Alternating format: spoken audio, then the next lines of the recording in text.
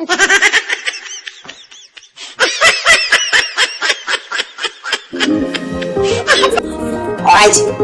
he's a better fan again.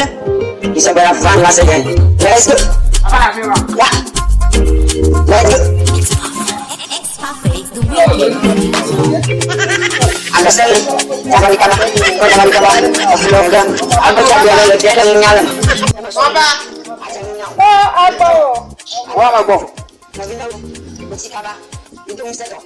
Mana aku jikin apa nih?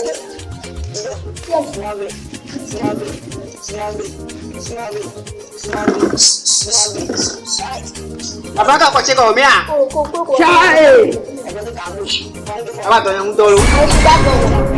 Apa mai? Yang gue wes rau kok. Agatu window bashi. Agatu plate gajo. Masuk apa tu? Mau ngomong lulurin mati video. Kata, belum beroka kau apa? Kata nanya cukup. He shot you. Bapak bangun mak. Baca sih belum. Kata gue beroka kau apa? Apa? Menyuk dulu apa lagi? Itu orang duit. Kata bapak kita menanu ni rumah. Bapak tu. Kata bapak pokok sekali. Bapak tu. Jual mana masuk? Jual mana masuk? Bos. Ngomong waktu. Kata bapak sekarang. Kata bapak sekarang. Mama betul aku akan bagi bagunya. Baik kan nangku togo lah semaya pokok kuku belakang sekali. Cukup banyak dia.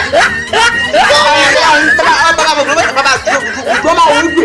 Ini gua makan mau.